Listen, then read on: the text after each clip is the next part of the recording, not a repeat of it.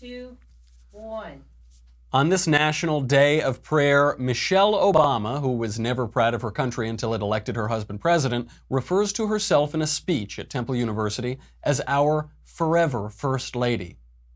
Thankfully, she's actually the never ever again First Lady. Israeli Prime Minister Bibi Netanyahu reveals a shocking intelligence operation that proves Barack Obama practically gave Iran nuclear weapons and threatened the world order. Thankfully, he's not president anymore. And finally, in what is sure to become a new daily segment, we rejoice in the media fallout over Kanye West's newfound conservatism. There is so much to be grateful for this National Prayer Day. Then the Mailbag. I'm Michael Knowles, and this is The Michael Knowles Show.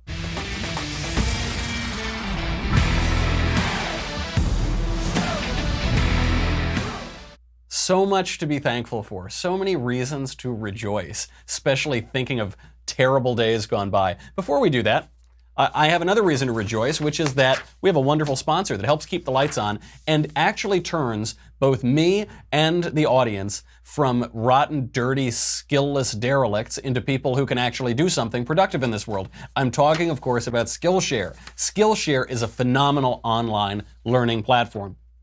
It's got over 20,000 classes in business, design, technology, and more. Now, you might know I've talked before about 16,000 classes, 18,000 classes. They just keep adding thousands of classes. So now they've got 20,000 classes in all of those things. You can take classes in social media marketing, illustration, data science, mobile photography, creative writing. I shouldn't even give those examples because they just have classes in practically everything. Anything you want to learn just about, you can get on Skillshare. So whether you're trying to deepen your professional skill set or trying to start a side hustle or explore a new passion, Skillshare is there to keep you learning and thriving. Now, one thing we do in modernity, because all we do is kind of passively consume content, is we just turn on a screen and we look like, oh. We just kind of stare, like that. That isn't good. You won't make yourself better. You won't feel good. You'll feel lethargic and useless. Go on and make something of yourself. Right now, one class that I really like is Photoshop. So you can go on. I don't really know anything about Photoshop. Doesn't seem that hard to learn, but it's just one of those things it's good to have access to be able to do it.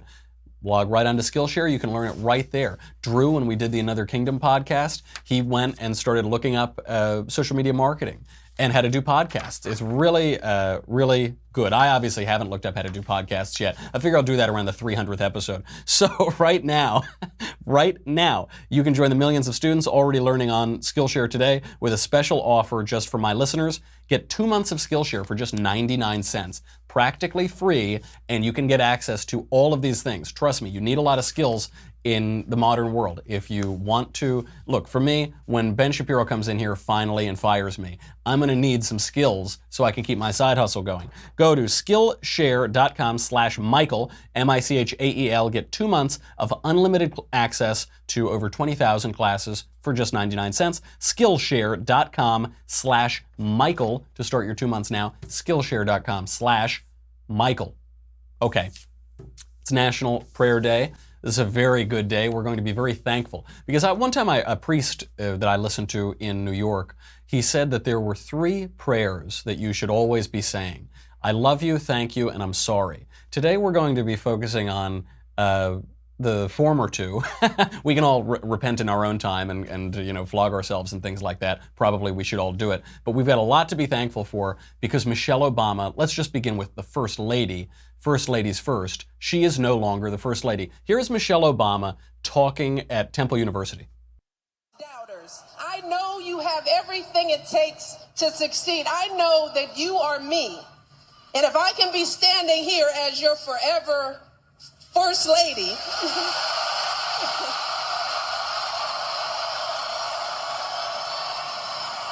then you can do anything you put your mind to.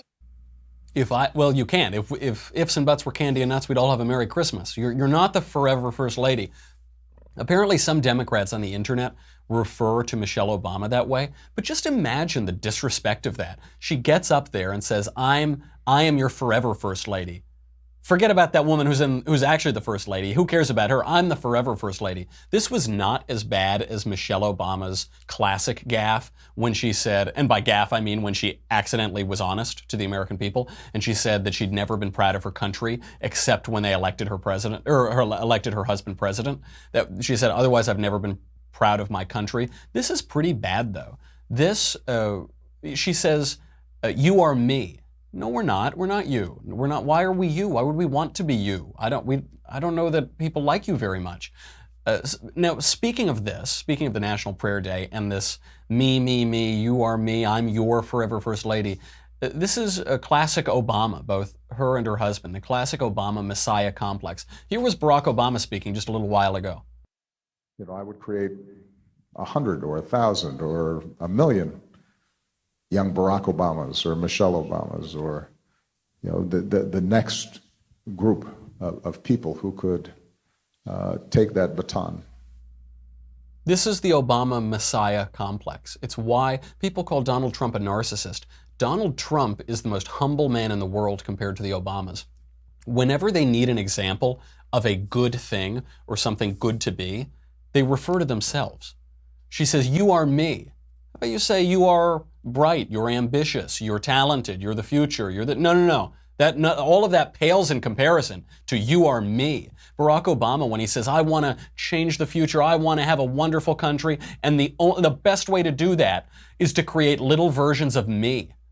Me, the greatest American ever. Because Barack Obama said he doesn't really like America. He doesn't like the way that America is. That's why he wanted to fundamentally transform America. You don't want to fundamentally transform something that you love. I don't say to sweet little Elisa, I love you so much, honey, but I want to fundamentally transform you. That isn't what you do. And thankfully, on the National Day of Prayer, they're no longer in the White House. That is so nice. Melania Trump has been wonderful. She's been a wonderful first lady. She's been graceful, she's been elegant, she's been charming. And Michelle Obama was not. Michelle Obama said practically that she doesn't like her country, and she's disrespecting the current first lady. She's saying, I'm still the first lady. I'm forever the first lady. And all these people, they're pretenders. I'm forever the first lady. There was that incident at the inauguration, President Trump's inauguration, when Melania Trump brought Michelle a gift, a nice little ritual, and she hands her a box. And Michelle acted as though this were some terrible thing. She said later on the Ellen DeGeneres show, she said, quote, I mean, this is like a state visit, so they tell you that you're going to do this, they're going to stand there before you get this gift, so it's never happened, so I'm sort of like, okay. That's a direct quote from the Ellen show.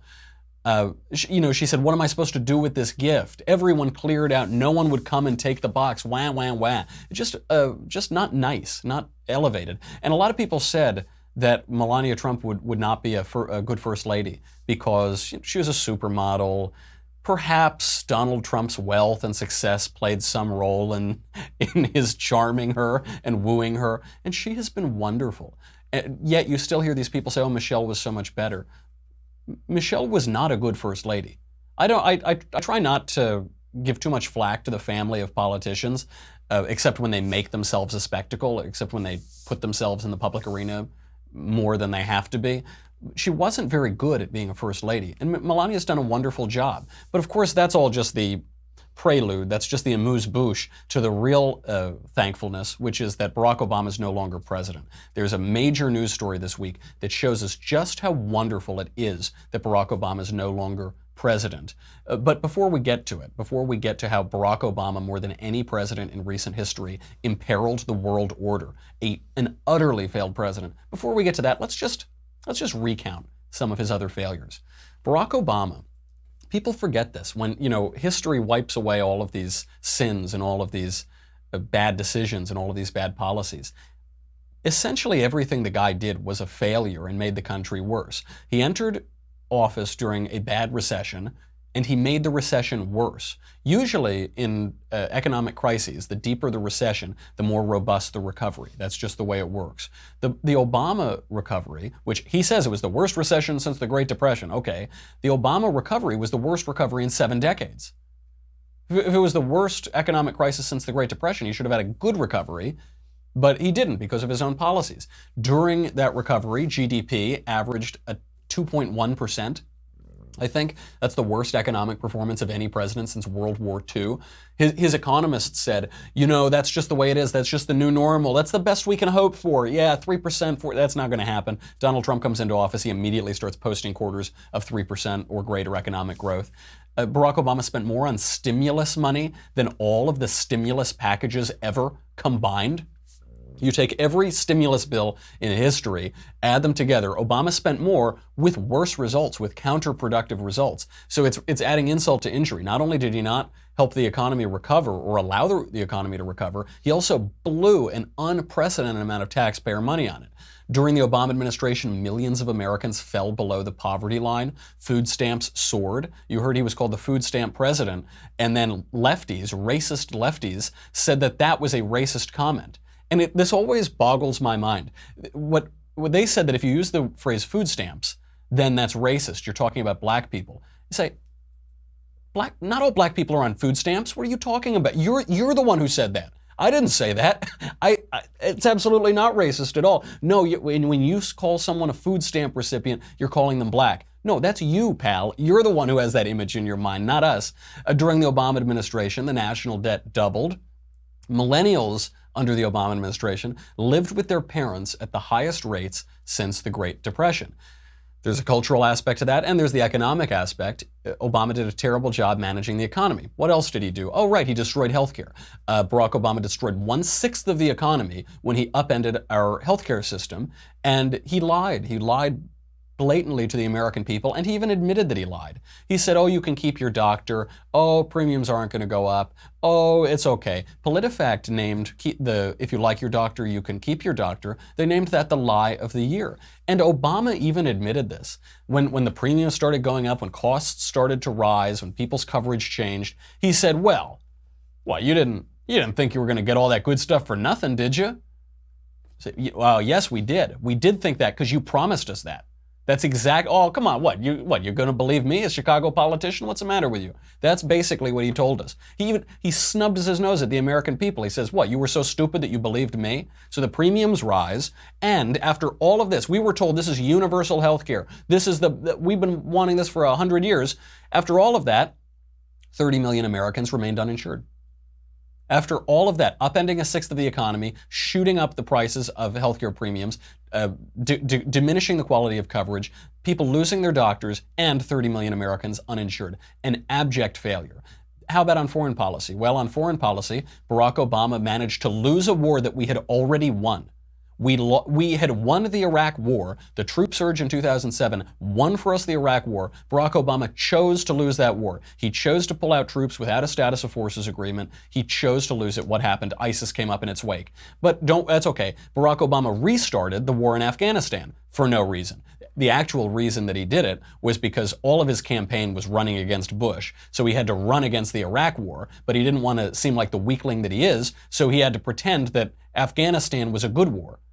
I don't know why. The Iraq War was the bad war and Afghanistan's a good war because he needed a good war to win his election. So he restarted that war, and it's no coincidence that the vast majority of American military deaths in Afghanistan occurred under Barack Obama's watch. Not George W. Bush, over 75% under Barack Obama's watch. They told me if I voted for John McCain, we'd get more war in the Middle East, and they were absolutely right. What else did Barack Obama do in foreign policy? Well, all we hear these days is about Russian collusion. Donald Trump colluded with Russia. Donald Trump had a bowl of borscht at the Russian tea room in Manhattan in 1976. He colluded with Russia. What did Barack Obama do? Barack Obama allowed Russia to invade Crimea and much of Syria under his watch. Barack Obama sat across from the leader of Russia, or the fake leader of Russia, Medvedev, the Putin crony, and he thought that he was not being recorded. He thought their cameras and the microphones were off. And he said, hey, listen, I know that I said all that stuff, about how I'm going to be tough on you, but direct quote, I will have more flexibility after my election. To which Medvedev responded, duh, I will transmit this information to Vladimir, duh. We actually have video of Barack Obama colluding with Russia and admitting that he's misleading the American people on his stance on Russia. That's the only explanation. If he weren't misleading the American people, he would have said, hey, we don't have to wait until after the election. I'll just tell them that I'm going to give Russia flexibility. But he didn't. He said, in order to win my election, I have to pretend that I'm tough on Russia, but don't worry, you can invade and rape the lands of anybody around you and do whatever you want. What else did he do on foreign policy? Well, he gave the Cuban slaveholding Castro regime a bunch of money. Now, in fairness, I've smoked a couple cigars in my life, but what he did was he decided that he was going to give the Cuban regime everything they wanted in exchange for nothing. In exchange for absolutely nothing. As a matter of national policy, a terrible idea.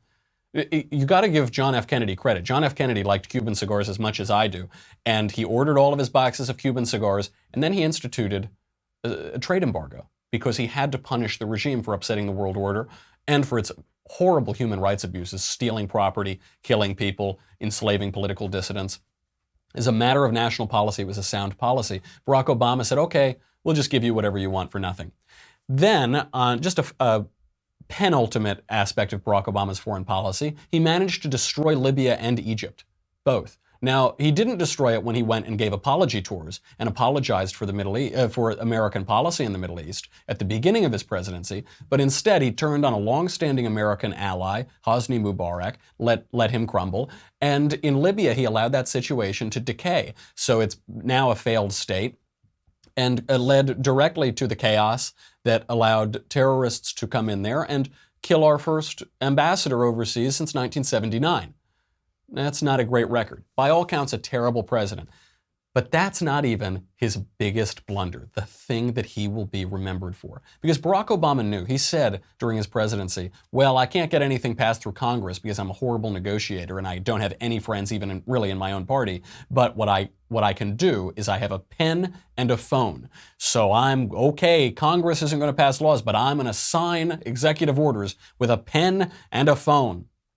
And this leads to the Obama rule. I guess you could call it the Trump rule. That which can be enacted with a pen and a phone can be repealed with a pen and a phone. Ha ha ha. So he was desperate at the end of his administration to get the Iran nuclear deal, the big deal that was going to prevent Iran from having nuclear weapons. And anybody who wasn't one of the 22-year-old failed novelist writers who were advising him on foreign policy for some reason, who weren't any of those people who had any proper sense of the world said, the Iranians are liars. They've been the greatest threat to the world order since the Iranian Revolution, and you don't give them nuclear weapons. He said, I can handle this. Don't worry, I can handle this. So here is what Barack Obama promised us. Today, after 2 years of negotiations, the United States, together with our international partners, has achieved something that decades of animosity has not. A comprehensive long-term deal with Iran that will prevent it from obtaining a nuclear weapon. Total lie. Complete lie. Everything about that is not true. How do we know that? Because the Israeli Prime Minister, Bibi Netanyahu, who during the Obama era was the leader of the free world, he explains in one of the greatest presentations in modern political history. We didn't have any program to develop nuclear weapons. Anyway, we consider nuclear weapons both irrational as well as immoral. Well, tonight I'm here to tell you one thing. Iran lied. Big time. After signing the nuclear deal in 2015, Iran intensified its efforts to hide its secret nuclear files. A few weeks ago, in a great intelligence achievement, Israel obtained 0.5 ton of the material inside these vaults. And here's what we got. 55,000 pages. Another 55,000 files on 183 CDs. Everything you're about to see is an exact copy of the original Iranian material. You know, if every TED Talk were like that, I would watch them. Or it's like when they do the new iPhone and they're walking, they say, this is the new iPhone. Bibi Netanyahu, a master showman. And this is really humiliating for Barack Obama. This was supposed to be Barack Obama's one lasting achievement, and we now know it's a total failure. Everything Obama told us about the deal was a lie, and every promise of the deal is, of course, a lie because it essentially hands Iran nuclear weapons. So with this, this was the last thing Obama had to hold on to, and it just turns out it was an abject failure. So all of the Obama alumni, who I think just turned 16, so happy 16th birthday to all of the Obama senior policy advisors, all of these alumni are out in force to defend the Iran nuclear deal. But it's very funny because they're contradicting one another. So I guess they didn't text each other beforehand and say, okay, we're going to lie about it this way instead of this way. Jim Garrity at National Review pointed this out. It's really funny. Tommy Viter, I don't know, former National Security Council spokesman under Barack Obama. I believe was a senior policy advisor for Obama during 8th grade. He said, quote, after years of bashing U.S. intelligence agencies for getting Iraq WMD wrong, Trump is now cooking up intel with the Israelis to push us closer to a conflict with Iran, a scandal hiding in plain sight. Okay, so little Tommy's point of view, Tommy's point of view is that this is all a lie. Bibi Netanyahu and Donald Trump are lying. And look, Barack Obama, his entire administration appeared to hate Israel. Barack Obama, his campaign apparatus tried to get Bibi Netanyahu kicked out of power there. So they're saying, oh, they're just lying. It's just a lie. But Ben Rhodes, another former foreign policy advisor to the president, at the same time said, quote, by reminding everyone of the well-known pre-Iran deal history, Netanyahu inadvertently made the case for why the Iran deal needs to stay in place. Without it, all the restrictions on Iran's program and the inspections regime that verify compliance go away. So Ben Rhodes' answer to this is, yeah, no, we knew about all that. So these guys both worked for Obama, same guy, same time, same issue, as a matter of fact. And one of them says, oh, this is a total lie, totally cooked up by those Israelis and by Donald Trump. And then the other guy at the same time says, yeah, no, we knew about all of it. So, okay, maybe next time you should text each other and figure out which lie you're going to try to spread to make up for your abject failure. This is a major difference between the right and the left, because this hasn't been said enough. Donald Trump is much, much better at being the president than Barack Obama. The country under Donald Trump is much, much better off than under Barack Obama. The world order is much, much better off under Donald Trump than under Barack Obama. The left, they said, what are you, that's crazy, what are you talking about? This is a major difference between the right and the left. The right likes the thing itself. The left likes the appearance of the thing without the essence of the thing. The right likes practical things. The left rather, prefers the theoretical.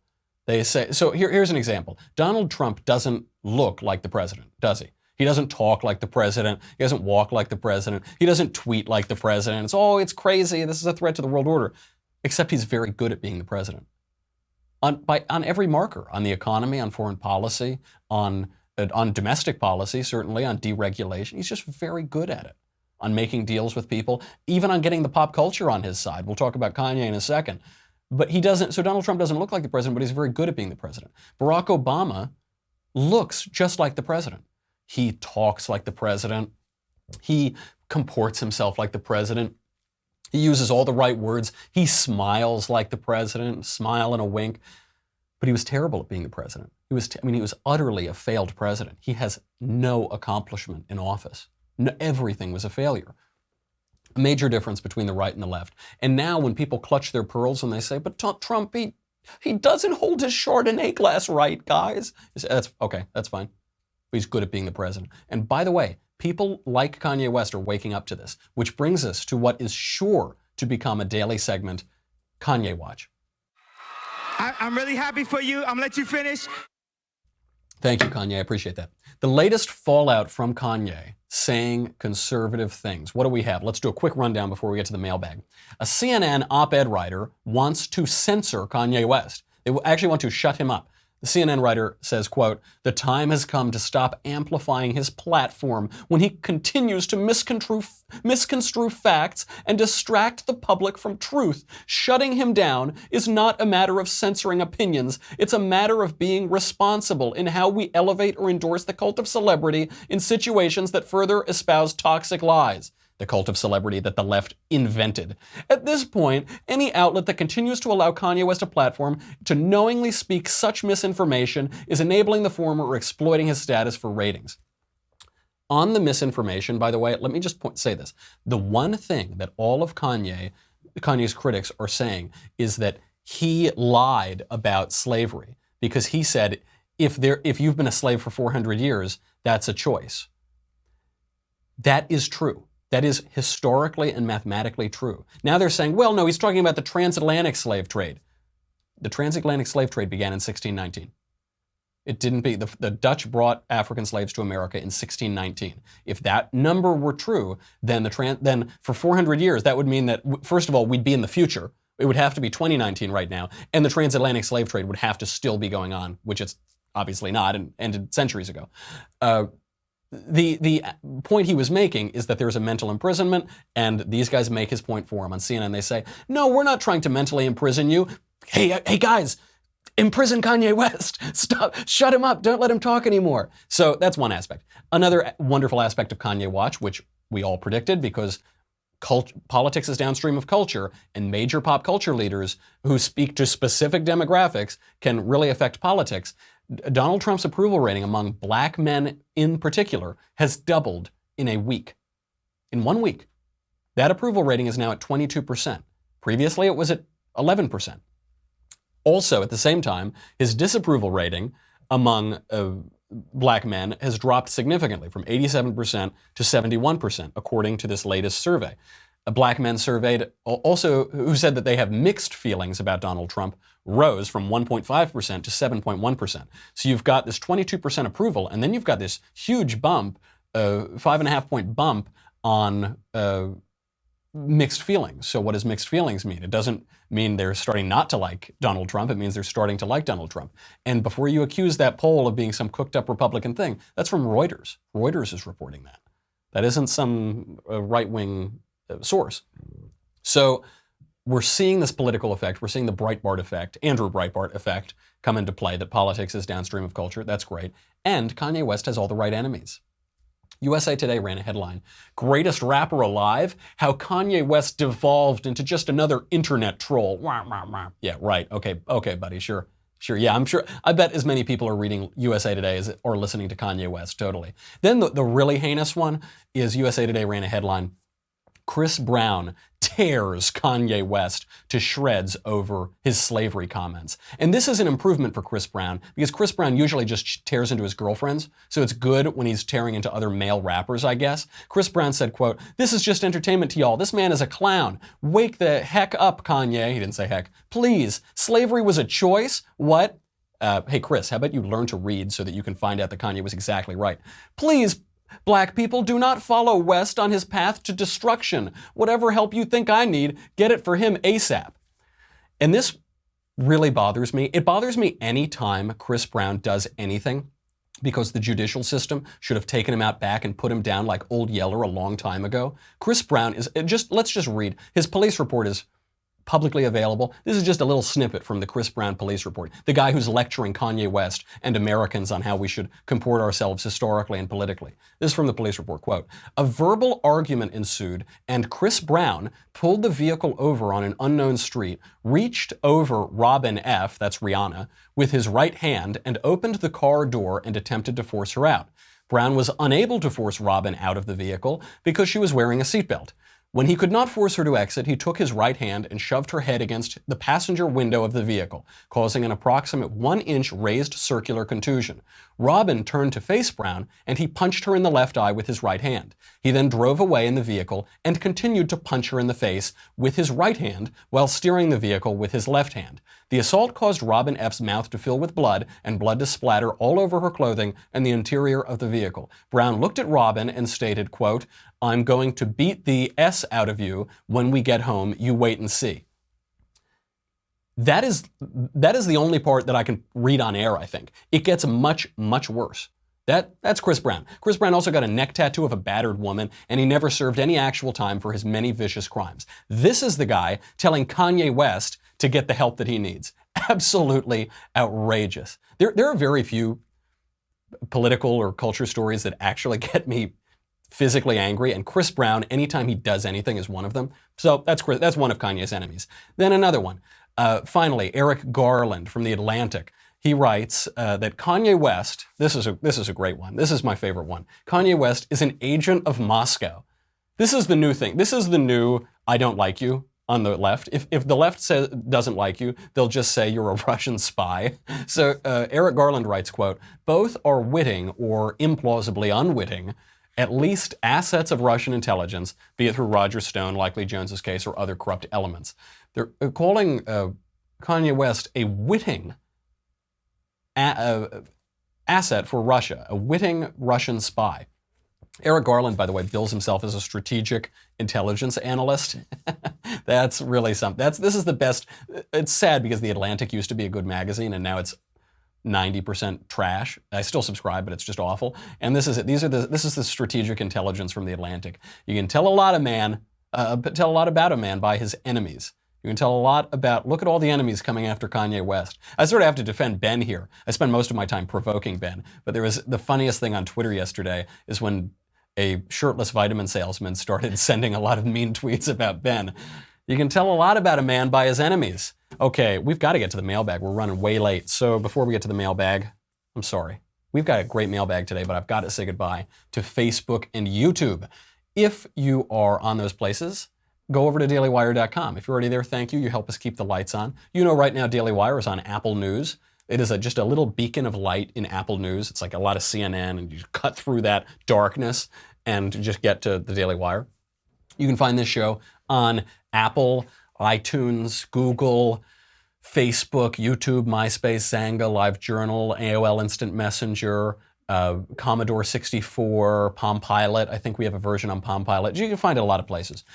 If you subscribe to Daily Wire, it's $10 a month, $100 for an annual membership. You got me, The Andrew Klavan Show, The Ben Shapiro Show. My conversation's coming up, folks. You can ask questions in the conversation. I will answer them. Everybody can listen. Few can ask questions. Many are called. Few are chosen. None of that matters. Oh, that's really good. Let's just see. Is Michelle Obama the forever first lady? Is she... Oh no, Melania Trump is the first lady. Well, is Barack, are we going to have a million Baracks and Michelles? Oh no, Kanye West is talking like a conservative Republican and quoting Thomas Sowell. Oh my gosh. All right, we got to go to a break. Go to dailywire.com. I've got to recover from how delicious that was.